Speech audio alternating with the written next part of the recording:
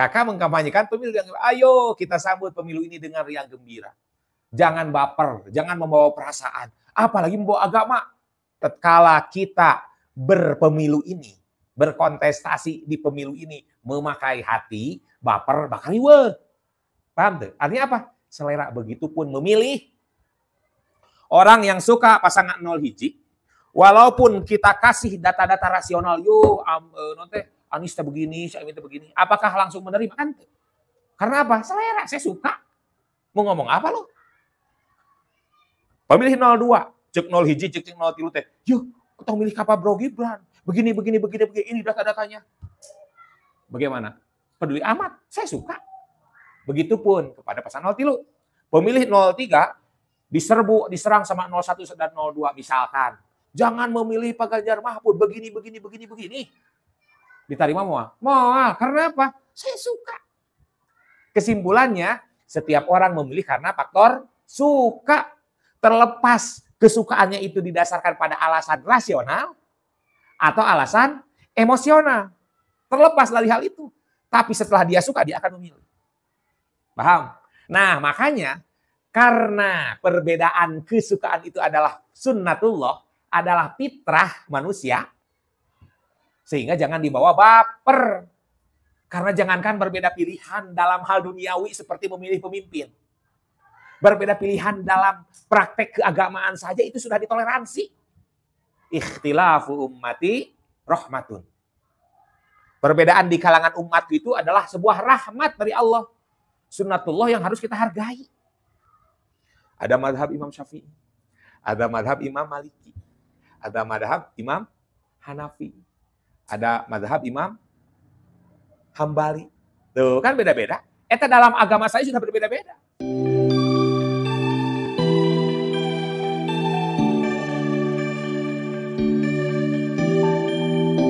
Jangan lupa like, comment, and subscribe.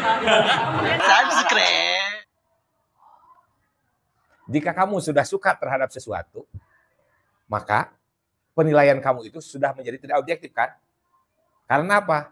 Karena dalam otak dan pikiranmu itu sudah ada apa yang kamu suka. Paham deh? Makanya kalau istikharah itunya, kalau istikharah teh harus diberikan kepada orang netral. Kalau istikharah mau kita lakukan sendiri, itu teh harus dalam keadaan netral kitanya. Jangan ada kecondongan pada seseorang. Misalkan kita ingin memilih, ada 3 cewek, misalkan ada 3 wanita, ada 3 calon istri. Saya harus kemana ya? Gitunya. Harus ke si A, ke si B, ke si C. Bisa kita melakukan istikharah. Jika kita dalam posisi netral, artinya kita belum punya kecondongan ke salah satu. Paham tuh? Tapi kalau kita sudah ada kecondongan, ada orang bawa kasih B, tapi si A teh bager. Keluarganya udah dekat sama saya teh. Segitu kan ya, saya pada bahasa gitu. Maka selama apapun kamu istikharah, sesering apapun kamu istikharah, pasti hasilnya bakal akan menawan. Sesuai dengan apa yang kita inginkan. Karena sugesti itu akan, hasilnya akan seperti itu. Maka memilih itu harus berada dalam posisi netral. Jika kita memilih sebelumnya sudah ada kecondongan, maka hasilnya akan tidak objektif. Begitu istikharah. Nah, rumus terhadap semua kejadian yang ada di dunia ini seperti itu. Kalau kita mau menjadi juri yang baik, harus netral dari awal. Jangan ada condong. Lamun condong pasti ada orang yang pendukung Persib. Misalkan, orang pendukung Persib. Sejelek apapun Persib pasti dikeprokan. Paham? Persib ditengkas sautik. Tapi penalti itu. Tapi pas pelebah Persib brengkas batur, kita pura-pura tidak tahu. Sugahan kumaha, ente kan. Pas pelebah wasit. Berat sebelah, beratnya ke Persib, orang mau protes ke wasit, beratnya ke apa yang kita dukung. Tapi pas beratnya ke lawan, pasti kumaha, kita protes. Begitulah fenomena hidup di dunia seperti itu. Artinya, lamun orang pengin objektif menilai, hasilnya bagus, maka kita harus netral. Nah, jadi seperti itu. Jadi kamari rame, hoak, wah itu dia, fitnah dan sebagainya. menjadi santapan sehari-hari. Nah, kita mah sebagai orang terpelajar, sudah belajar agama, jangan terjebak pada hal tersebut. Karena kakak mah, kamari ka ibu-ibu, mengkampanyekan teh pemilu yang gembira. Kakak mengkampanyekan pemilu yang gembira. Ayo kita sambut pemilu ini dengan riang gembira. Jangan baper, jangan membawa perasaan, apalagi membawa agama. Kakak sungguh bersyukur ayeuna mah dengan keadaan pemilu sekarang berbeda dengan tahun 2019. Anu mana isu agama sangat kuat. Sesuatu lamun sudah diidentikan, diieukeun dengan agama, maka sangat sulit. Karena apa? Agama kan halal haram. Seolah-olah kita memilih ini karena kewajiban, memilih nomor ini karena wajib, berarti memilih nomor yang lain adalah dosa kan gitu. Ini adalah surga, itu neraka. Kan kalau bicara agama seperti itu. Lebih khawatir dulu, tapi ayeuna alhamdulillah. Jadi orang itu terdikotomina bukan karena agama, bukan isu agama, tapi isu anu lebih cerdas lagi, isu gagasan, isu program dan sebagainya lebih bagus. Akan tetapi tetap saja tatkala kita berpemilu ini, berkontestasi di pemilu ini memakai hati, baper bakal riweuh. Itu kuncinya riang gembira. Cara riang gembira bagaimana? Jangan memakai hati, Sep. Orang boleh resep ke pasangan ini. Jangan memakai hati. Karena apa? Bisa saja kita suka pada saat ini. Besok dia berbuat sesuatu yang tidak kita suka menjadi ngewa kan gitu. Karena manusia mah kan hidup nanti dinamis. Politiknya dinamis. Baheula ngamusuhan, ayeuna kadeuketan. Pada pendukung Jokowi dulu, ayeuna membenci Jokowi. Para pembenci Jokowi dulu, ayeuna membela Jokowi kan gitu. Maka kalau dibawa pakai hati baper kan ripuh. Riweuh. Maka kuncinya ayo kita berpemilu ini dengan riang gembira. Berbeda pilihan sudah biasa. Karena apa? Kan pilihan itu pilihan. Pilihan itu karena apa? Yang paling penting karena apa? Orang dasarnya memilih yang paling mendasar. Dasarnya karena apa? Alasan memilih yang paling mendasar. Bukan. Tes. Selera. Selera. Asep sama kakak, sama Sandi angkat ke Jogja misalnya. Orang beli acuk, kita beredar. Bisa saja kakak membeli kemeja, Asep membeli koko, Sandi membeli kaos. Karena apa? Saya suka. Selera. Misalkan sama kemeja, tapi kakak senangnya warna ini, Asep warna itu, Sandi warna ini, beda-beda. Paham tuh? Karena selera. Ternyata kakaknya membeli kemeja itu warna pink. Ku Asepnya disusurikan jeung si Sandi teh. Si kakak cenah meser kemeja warna pink jika bencong, jika awewe misalnya, jika banci. Teu sangka si kakak feminin oge cenah. Beli kemeja warna pink gitu kan. Walaupun sedahsyat apapun Asep dan Sandi nyirikan teh kumaha? Membuli kakak. Bahwa kakak itu membeli baju warna pink karena kakak suka tetap kakak dibeli, kan gitu. Malahan mah lamun Asep hayo wae membuli ngadon pasea kan. Jadi orang memilih karena apa? Selera. Asep kakak Sandi ngabring ke rumah makan Ampera. Apakah yang diambil sama? Bisa berbeda. Karena apa? Selera. Sandi nyanak peuteui jeung peda jeung sambal. Ari kakak hayam jeung tahu. Ari Asep kana naon? Kana buntil, kana lalab-lalaban. Beda selera tah. Ya kan? Kakak pidato ka Sandi. Sandi, naon maneh mah mendahar peuteui. Atuh bau di sakobong teh. Terus ke di WC jadi bau. Terus di kobong eta ngomong bau atau bau peuteui. Nah, sudah kakak ceritakan. Sandi bergeming tuh, teu urang meresep. Peduli amat. Gitu. Saya berbicara ke kakak. Kakak, makanan kakak itu tidak sehat, Kak. Pertama, ini adalah produk hewani. Gitu ya. Tina hayam. Resiko penyakitnya tinggi, jaba digoreng, jawa sagarupa. Kemudian Asep mengeluarkan data-data dan fakta-fakta. Malahan mah, mun teu kagok mah, ieu we lah. Ngeluarkeun jurnal tentang makanan hewani, penyakit anu.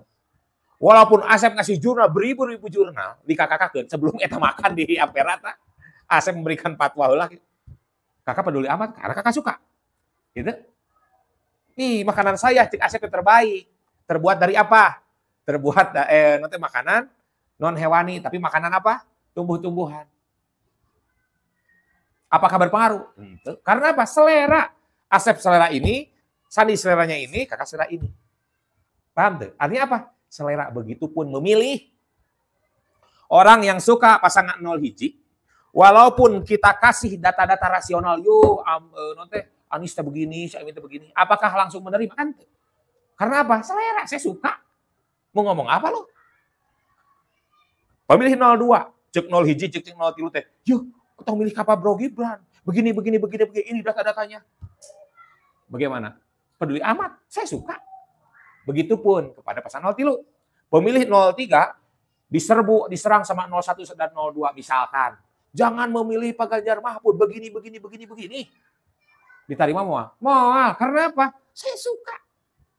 Kesimpulannya, setiap orang memilih karena faktor suka. Terlepas kesukaannya itu didasarkan pada alasan rasional atau alasan emosional. Terlepas dari hal itu. Tapi setelah dia suka, dia akan memilih. Paham? Nah, makanya karena perbedaan kesukaan itu adalah sunnatullah, adalah fitrah manusia, sehingga jangan dibawa baper. Tong dibawa perasaan, apalagi disekat-sekatkan karena agama, tidak ada hubungannya. Paham sampai sini? Nah, jika orang sudah bisa menerima itu bahwa perbedaan ini adalah sunnatullah, karena faktor suka, maka pasti tidak akan mendapatkan masalah tatkala bertemu dengan orang yang berbeda. Paham sampai sini ya? Kata kakak tadi, terlepas dari faktor alasan kesukaannya itu karena faktor rasional, rasional teh karena pertimbangan pendidikan, pertimbangan ini, termasuk pertimbangan agama misalkan, bisa. Atau karena faktor emosional. Faktor emosional, kenapa kamu milih itu? Karena ganteng. Kan emosional, perasaan. Karena dia mah lucu. Dia mah gemoy. Dia mah tegas orangnya. Dia mah berwibawa. Tuh kan ada faktor-faktor alasan karena emosional, perasaan. Terlepas gitu. Karena rasional atau emosional, sepanjang dia sudah menentukan pilihan, maka kita hormati. Paham sampai sini ya? Jadi jangan sampai ada ceritanya kita bertengkar dengan saudara, dengan teman, dengan tetangga gara-gara beda pilihan. Ayo bawa enjoy, bawa riang gembira pemilu ini. Karena jangankan berbeda pilihan dalam hal duniawi seperti memilih pemimpin. Berbeda pilihan dalam praktek keagamaan saja itu sudah ditoleransi. Ikhtilafu ummati rahmatun. Perbedaan di kalangan umat itu adalah sebuah rahmat dari Allah. Sunnatullah yang harus kita hargai.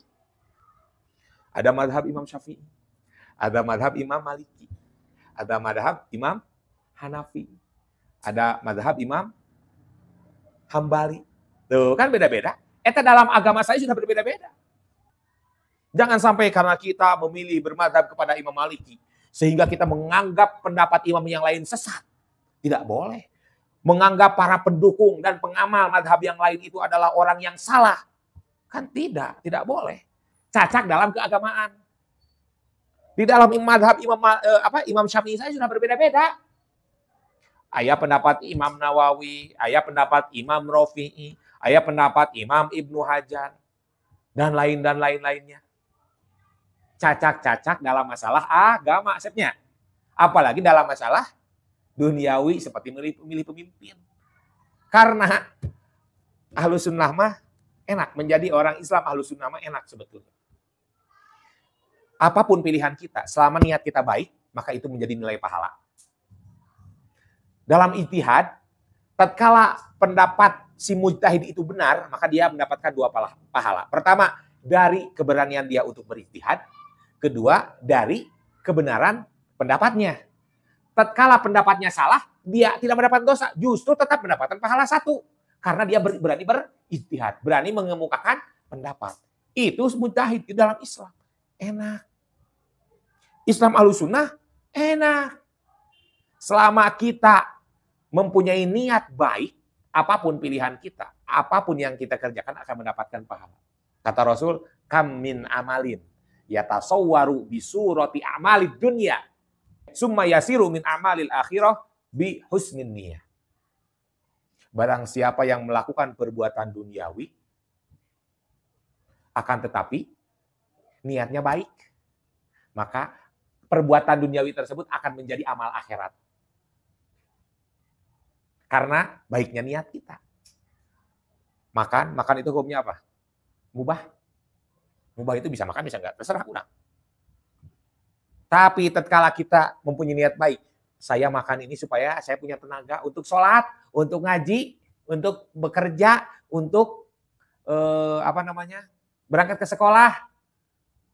Tadi makan yang tidak ada nilai pahala apapun karena biasa-biasa saja, mubah, akan menjadi pekerjaan akhirat, artinya mengandung pahala. Kita diberikan pahala. Jadi makan itu jadi ibadah. Malahan mala yatimul wajib ila bihi fahuwa wajib. Segala sesuatu yang menjadi penyempurna dari pekerjaan wajib, maka sesuatu itu menjadi wajib, terbawa wajib. Kalau kita tidak makan, maka tentu saja kita tidak akan mampu secara syariat untuk sholat. Karena tidak ada tenaga. Paham? Maka makannya itu jadi wajib. Kesimpulannya apa? Kesimpulannya menjadi Islam Ahlus Sunnah wal Jamaah enak. Apapun pilihannya. Rek milih Pak Anies, rek milih Pak Prabowo, rek milih Pak Ganjar, selama niat kita baik untuk kemajuan bangsa dan negara dan agama, akan menjadi pahala. Siapapun yang kita pilih. Maka jangan baper, terfokus, fanatik pada satu pilihan. Karena kalau kita sudah baper memakai hati, pilihan orang lain itu akan kita salahkan. Kalau kita sudah menyalahkan pilihan orang lain, berarti sama dengan memponis diri kita benar. Hanya kita yang benar. Dan untuk mempertahankan kebenaran itu, kita akan berani dengan mengucurkan darah sekalipun. Kan gitu. Kehilangan nyawa sekalipun. Kehilangan nyawa kita atau menghilangkan nyawa teman kita yang berbeda. Bahaya tuh? Bahaya. Justru radikalisme itu lahir dari apa? Dari fanatisme yang berlebihan. Fanatisme yang berlebihan itu karena apa? Karena tidak enjoy. Segala sesuatu tidak dibawa ceria. Karena begini namanya, sebagai penutup lah. Bahwa kita sebagai umat Islam, itu teh punya sejarah kelam. Sejarah kelam politik memakai baper. Politik memakai hati. Yang mana korbannya tidak sedikit. Puluhan ribu nyawa. Bari nyawanya nyawa orang-orang pilihan. Kita punya sejarah itu. Sehingga jangan sampai sejarah itu terulang di masa sekarang. Jangan sampai. Tahu perang Jamal? Perang Jamal? Tahu perang Jamal? Perang Jamal itu perang antara siapa dengan siapa? Perang antara pasukan Siti Aisyah dengan pasukan Sayyidina Ali radhiyallahu anhu. Harus kita akui. Mereka semua orang-orang hebat. Mereka semua dijamin masuk surga. Siti Aisyah adalah istri Nabi, istri solehah, istri Nabi. Perawi hadis terbanyak. Karena istrinya selalu berdekatan dengan Rasul. Dijamin masuk surga oleh Rasul. Setelah jandanya pun dilarang menikah lagi. Siti Aisyah. Sayyidina Ali siapa? Sahabat Rasul. Yang mana bukan hanya sahabat Rasul, tetapi menjadi sepupunya, kapi adik Rasul. Bukan hanya menjadi kapi adiknya saja sepupunya, tapi menjadi menantunya juga Rasul. Bukan hanya menjadi menantunya saja juga, tetapi menjadi orang kesayangan Rasul yang berani mempertaruhkan nyawanya dengan demi Rasul. Siapa yang meragukan Sayyidina Ali dan Siti Aisyah? Tatkala ada perbedaan pandangan politik, karena kekhalifahan, khalifah teh raja, presiden. Siapa yang berhak menjadi presiden setelah Sayyidina Utsman? Umat Islam pada saat itu, para sahabat pada saat itu terpecah pada dua kelompok. Pada dua partai dalam zaman ayeuna mah, partai pimpinan Siti Aisyah dan partai pimpinan Sayyidina Ali. Saking kumeng kerucutna itu perbedaan, karena dibawa baper nganggo hate, perbedaan politik gitunya, sampai berperang. Bukan hanya verbal berdebat di atas podium perdebatan yang diadakan oleh KPU, bukan. Tapi berperang di medan perang. Korbannya siapa? Korbannya 3.000 sahabat. Di pasukan Siti Aisyah berjumlah 2.500 sahabat. Bukan 2.500 orang kafir, pasukan bukan, sahabat. Aset. Kan sahabat setelah Nabi meninggal, aset Islam, aset agama itu apa? Sahabat. Keilmuan, peradaban, segala rupa kan ada di tangan sahabat. Generasi penerus Rasul ada sahabat. Meninggal begitu saja. Peperangan saudara antara sesama sahabat berjumlah 3.000, 2.500 dari pasukan Siti Aisyah, 5.000 dari pasukan Sayyidina Ali.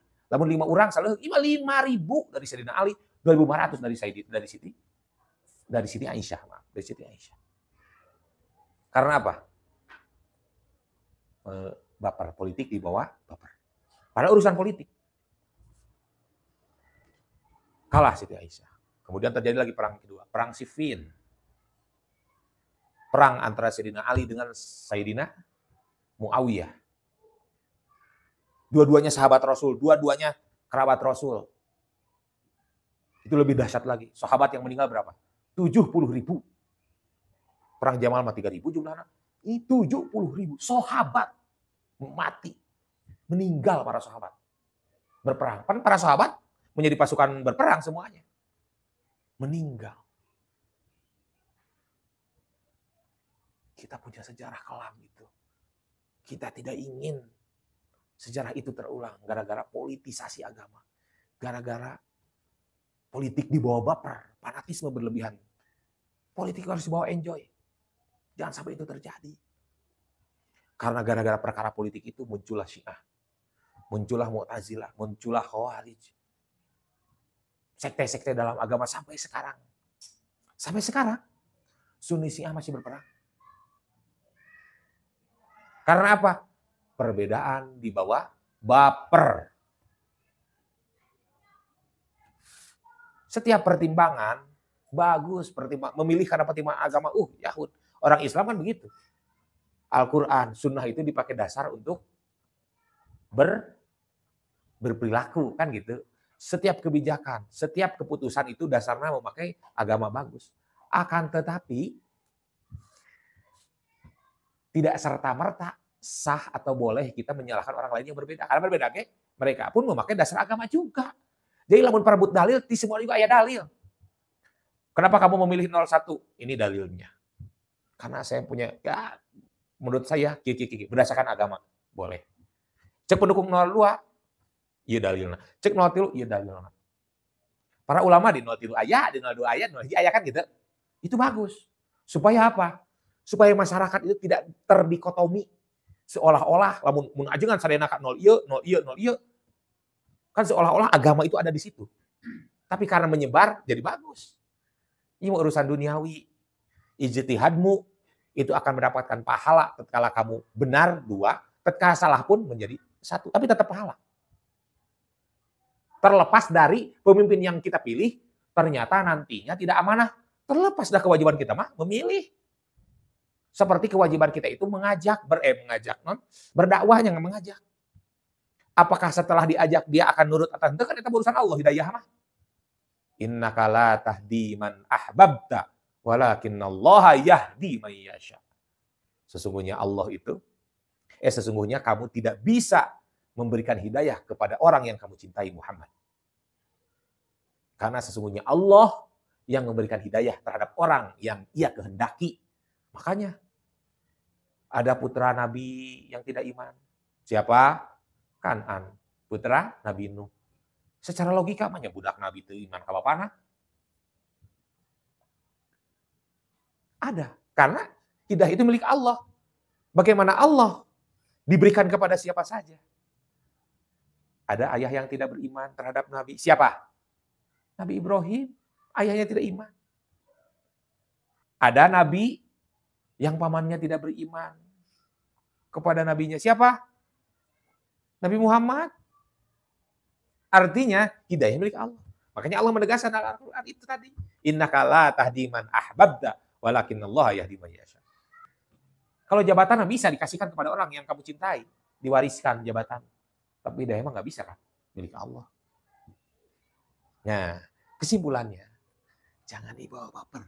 Kita umat Islam pernah mempunyai sejarah kelam terkait politik dibawa baper hingga saat ini. Ada Mu'tazilah, ada Syiah, ada Khawarij. Itu kan akibat perbedaan politik, baheulana teh. Maka jangan dibawa-bawa agama ke ranah politik.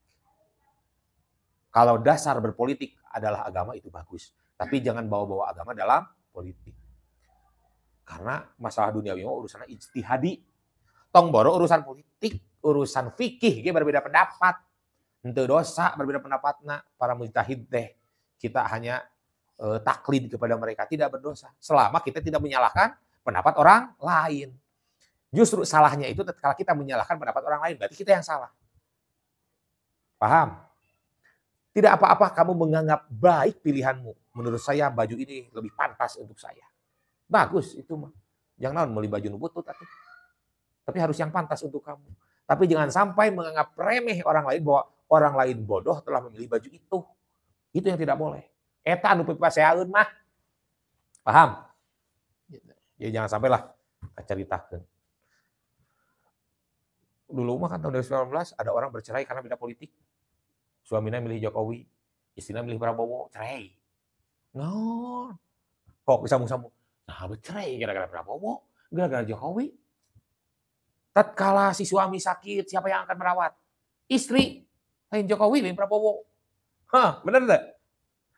Tatkala si istri sakit, siapa yang merawat? Tatkala si istri ingin sesuatu, minta duit ke saha? Ke suami. Moal ka Jokowi ka Prabowo. Nah, tuh beli baper-baper teuing eta ngabelaan capres teh gitu. Jangan dibawa baper, enjoy ya, enjoy. Kumaha enjoy? Enjoy itu. Jadi tidak ada seolah-olah jika kamu tidak memilih ini akan terjadi kiamat. Ente. Indonesia aman-aman saja. Siapapun yang jadi aman. Karena apa? Ada konstitusi. Selama ada konstitusi, kan konstitusi kan sepakatan bersama konsensus. Maka siapapun yang memilih, siapapun yang jadi, bakal aman. Yang berbeda apa? Yang berbeda adalah cara orang membangun. Cara orang membangun negara ini berbeda-beda. Itu wajar. Tatkala rumah kita, misalkan, keputusan kumaha ibu kita, ku ibu urang dicet warna kepingpingan. Ada selera wanita kan gitu. Terus ibu teh tahun ayeuna mah lebaran mah cetek kumaha bapak. Nah, warna hijau bisa warna biru bisa darah sepersi bapakna. Dicet. Cuman gitu doang. Jadi Indonesia akan aman. Indonesia moal kiamat, moal. Jangan makan isu seolah-olah akan terjadi kiamat jika Indonesia dipimpin oleh ini, moal. Ku tiluanan ge aman, ku Anies aman, ku Prabowo aman, ku Ganjar aman, ku tiluanan oge. Cuman selera hungkul. Kunaon kakabut milih Ganjar? Selera. Kunaon eubet milih Prabowo? Resep, gemoy. Misalkan. Kunaon milih Anies? Naonnya? Cerdas misalkan ya, pinter. Bebas. Mun si Ijadi bakal kiamat, moal. Aman semuanya juga. Coba ada konstitusi. Jadi bawa enjoy mah resep atuh. Paling enak kan enjoy mah. Di TPS oke. Weh, kumaha nonton Persib betul. Tapi lamun dibawa baper mun Persib eleh aduh teu bisa sare. Teu enak dahar. Ku dibawa naon? Baper. Mana riweuh dibawa baper mah. Para saya teh tina baper, fanatisme berlebihan. Sekolah tawuran antar sekolah karena apa? Baper. Ya. Fanatisme berlebihan. Cinta karena korps sekolah berlebihan. Karena saking berlebihan seolah-olah orang yang tidak sekolah sama dengan kita eta teh busuk. Akhirnya apa? Gesekan di jalan, ribut. Kan itu radikalisme itu dari apa? Dari tidak saling menghormati perbedaan. Dari segala sesuatu dibawa baper. Dengan dibawa baper maka gap nanti makin tinggi. Jadi salah dan benar riweuh.